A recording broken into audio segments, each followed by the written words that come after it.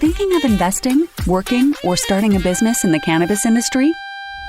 We've got you covered right here on Plant Problems. Hosted by Tony Frischknecht, Plant Problems takes a different approach to cannabis than what you're seeing and hearing from the mainstream media. Come along with Tony and be in the know about how to invest, work, or start a cannabis business. Let's get the show started with your host, Tony Frischknecht.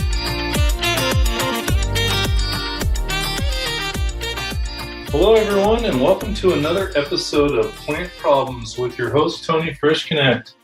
I hope you guys are doing great out there today.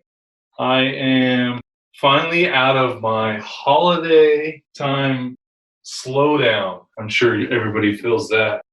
Man, it seems like it takes a week to a month now just to get kind of back in the swing of things. So I hope you guys are feeling the same too. Before the end of the year, I was doing a bit of traveling for the show. I went out to Las Vegas. There was a MJBizCon event, 2019, and that was the middle of December. And then actually I went to the Emerald Cup, which is in Northern California, near San Francisco, a couple hours outside of San Francisco. So a lot of what was being discussed through the different people that I met along the way was California and their tax increase. So I know this was talked about 3 months ago when the California Department of Tax and Fee Administration decided that it was time to raise the tax. Of course, got a lot of business owners scared and understand why the tax is being raised. You know, there's different theories out there that they're not collecting enough cash, so they have to raise the taxes. Well, I asked around to a lot of different people while I was at each of these events. And so I'm going to try to give you some information to hopefully be helpful. Reason why I think it'll be helpful, even if your state isn't California, like a lot of things that happen in our country, kind of flows from the west into the middle or the east into the middle. So we're going to get some of that across, and you'll feel kind of a wave into your district or your area because of what's happening in California. And it is such a massive market. They say it's the 9th biggest economy in the world. So that comes with a lot of power behind it. What I mean by the economy, there's a lot decided on what California does throughout a large part of the U.S. And we're not saying all of it, but a large part. So, first my travels, went through and talked to several different people, whether they were dispensary owners or not. They all understood what was happening with the taxes.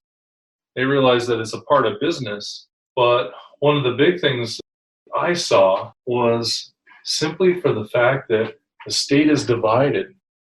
A lot of what Southern Cal is doing, Northern Cal could give a crap or give two shits, I should say.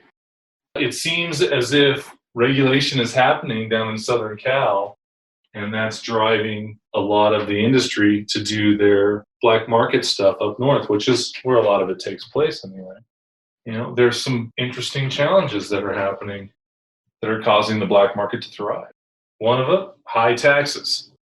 This makes it harder for us to compete. When I say us, the business owner, to compete with black market because you're not on a level playing field.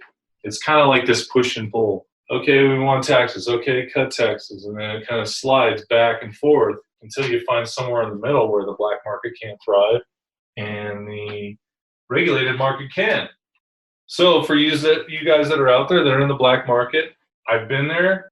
But if we want to see this industry progress into legal market where you don't have to look over your shoulders or worried about being arrested at any point in time, this is what's going to happen.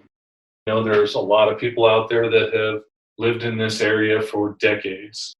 There are families that are built to the survival of the black market. So asking these families to stop what are 2, 3, 4, sometimes 5 generations deep. It's like asking a cigarette smoker to quit smoking cold turkey after they've smoked for 35, 40 years. It's almost impossible. And these guys are not giving up easily. And I'm not saying it's good or bad for me, but it's definitely bad for the regulated market. If you want to be in that area, this is something I struggled with for a long time. Of course, I wasn't in the black market for decades, but I was for a short period. And teaching these people, these families to change is going to take us some time. Now, with that said, they could be forced to change eventually. Right now, black market is thriving because there is very little to no enforcement in a lot of these areas. These guys are still growing and selling freely without being taxed. I was at the Emerald Cup where they were showing tax licensing in some places, and there was also a lot of product that was being consumed, and I personally had never seen that to that extent. And this is up north, so the north is not really interested in dealing with regulation. And again, survival of these families for decades. So I'm not trying to come down hard on the black market, but as a paid, I'm not trying to say that it's solely the black market's fault, because it's not. It's a lot of things around, a lot of things that are out of everyone's control. But in order to understand the depth of the taxes, I went to the California Department of Tax and Fee Administration website. CDTFA is what it is, the acronym. It's a long one, but yeah, I wanted to get some real ideas on what is going on. And they are functioning on the guidelines of the fact these laws were established in 2017. So according to their website, they are required by law to adjust the taxes up or down depending on the regulations. So they claim that, well, the only reason they're raising taxes is because of the regulations that were stated in 2017, or established in 2017. Anyway, these are over a couple years old now. And when you're working in this industry, it is like light years are going by in front of your face and you don't notice it. So this comes up, they think it's happening to them all of a sudden, but in actuality, this is according to the website, they are the ones that are just following regulations, and this is how it works. So, give you some stats. In total, they're saying the tax increase on the markup is 80%. So, for example, $50 worth of product, and there's a $40 tax on it, plus an excise tax of $6.75, or 15% on $50. So you're looking at nearly, on every $50, you're looking at $46.75 in tax. That's the markup margin. I don't want to get too far into this, but that is how I read it on the website. So maybe to make it a little simpler, for every dry ounce that's out there that they're selling, there's a $9.25 tax that's added to that. And that was increased to $9.65. So it went up 4.3%. It's not massive, but when you add up everything and you start adding up all the taxes, we're not even talking local, we're not talking any of that. Now, these taxes are going to be paid by somebody, either the owner or the customer or both. And that's all going to depend on if the owner gets priced out of the market. So what happens is the owner's selling $50 quarters, and then his taxes on top of that, we'll say $10, puts him at $60, but his neighbor down the street's at $50. Where does that put you at? Prices you out of the market. So as a business owner, you end up saying, well, I guess I'll eat the tax on it just so I can be competitive to sell my product. And then all of a sudden, it's just a race to who can get as much as they can on the way down if you're just trying to survive. This is an extremely stressful place to be at because you got bills to pay. And there is little to nothing you can do about it, except I say except going to get involved in the legislative process and changing these rules. If they're coming up every 6 months, you better start getting together with the rest of your owners or your association group and start getting a say in this. It won't change unless you do. The other harsh tax that they have is what's called an excise tax. I mentioned that earlier. But what an excise tax is, the way it reads is they do a standard average cost, a wholesale cost on the flower or cannabis, we'll say is $2,000. You have to pay 15% on that once it's transferred from the cultivator to the retailer. Keep in mind, that doesn't mean that you paid $2,000 for that. You could have paid $1,500 for that product. We'll say pounds. So you could have paid $1,500 for that pound and then pay the tax on a $2,000 pound. How is that fair? It's not.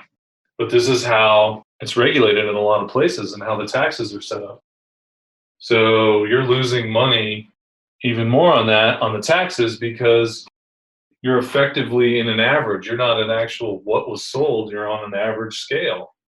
It took me a long time to really understand how bad, and editing back up, it took a long time to really wrap my mind around how much money I was losing on a monthly basis when I was buying for $1,000, but I had to pay taxes on $2,000. So you're losing there. Now, however, there are some tax reliefs for people with medical marijuana. So from what I'm seeing here, they're showing that you're allowed to not pay this excise tax. But I think there's some stipulations that you have to follow. If you want to know that further, go ahead and check that out on their website. Now, for you guys getting into business in California, this is key for you to know this. So hopefully you've got somebody on your side that's like, this makes sense. You need to understand what you're getting into. You know, when I had started, we didn't have any of this stuff, so I had no idea.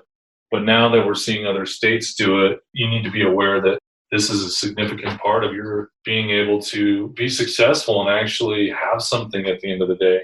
You could put all your entire life savings into this and friends and family's life savings into this. And if you don't understand the ramifications of these taxes and how they're going to hit you, it's devastating to businesses. So, guys that are starting out there, please know this. It's a big deal. For people that are in it now, you've got some decisions to make. This could be, well, we're making money enough to pay our bills. Okay, so how long can you do that for? Because you're going to have to ride this out. Every 6 months, something could be happening, so you got to be paying attention. And again, for people that aren't in California, remember, it doesn't just apply to California. It can easily, you can catch the wave of this. Your state and your county could pick up something similar to this.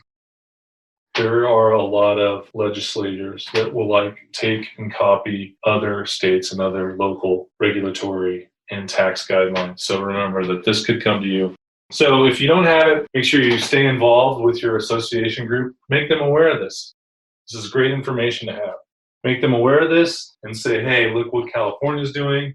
We always have to keep in mind that these could be pushed on us later down the road. I mean, Illinois being just out of the gate as they just started, I guarantee they're not thinking about any of this right now. And Chicago would be a great place to do the same thing. So, with that said, if you have any questions about this document or tax in California, they've got a contact email that you can contact there and ask them any questions you want, whether you're in business now or you're thinking about it. They also have some good information here to walk you through how the taxes work, some examples and stuff. So anyway, taxes, I pay my fair share, but I will pay no more than I'm supposed to. Get mixed feelings from different people. As a business owner and entrepreneur, I believe in keeping taxes low and allowing me to use my money to grow my business and my company and help others around me. So you know the old saying, it's not what you make, it's what you keep. I live by that daily. And high tax industry you've got to always be thinking how you can save on taxes. I hope I gave you guys some great information today. If you guys are interested in knowing a little bit more about taxes or 280E, which is the federal tax regulation that's crushing the retail companies out there in the US right now, please let me know. I know some really amazing tax people. I plan to have them on. Also, give me some questions about what you would like to know more about taxes and cannabis tax back up at it. Give me some ideas or comments about what you dislike in the cannabis tax world and what you're working towards, or if you have any ideas for solving some of these problems. I'm more than happy to share it with my listeners out there at plantproblem.com. That's plantproblem.com. And give me your feedback, and I'd love to dive into that deeper on another episode. Thank you, everyone, for listening today. My listeners are awesome out there. I look forward to bringing you some other information. I've got some new interviews that are coming that I'm excited about. These guys know the market inside and out. So will give you some more information as that gets closer. So have a great day out there, and you guys are awesome. So I look forward to talking to you again soon. Bye for now. You've just listened to another insightful episode of Plant Problems. If you like what you heard so far, don't forget to tell your friends and colleagues. For additional resources or to leave a review, head over to plantproblems.com. Join us again next week on Plant Problems with Tony Frischknecht. We look forward to having conversations with you as we go along this journey.